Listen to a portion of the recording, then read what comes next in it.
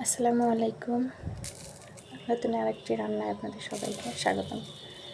আমি আপনাদের এখন দেখাবো আলু এবং বরবটি সিম সহজে কীভাবে রান্না করলাম। হাতে আসলে খুব সময় কম, তাই আমি প্রেশার কুকারে সিজ দিয়ে নিয়েছি। দেখতে থাকুন। দেখুন, তেল দিয়ে আমি এটাকে বাগার দিব বলে পেঁয়াজ আর রসুন একসাথে ভালো করে ভেজে নেব।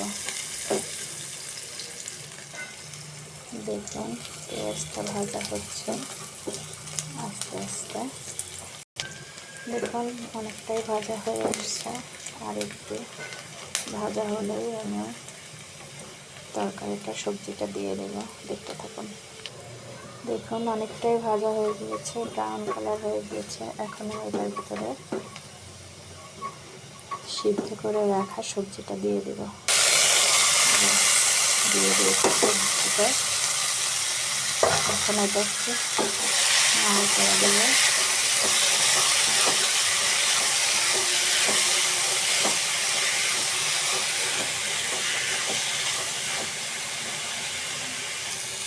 দেখুন, সবজিটা দেখতে কত চমৎকার হয়েছে। ইনশাল্লাহ খেতে অনেক মজার। আপনারা বাসায় সবাই ট্রাই করবেন।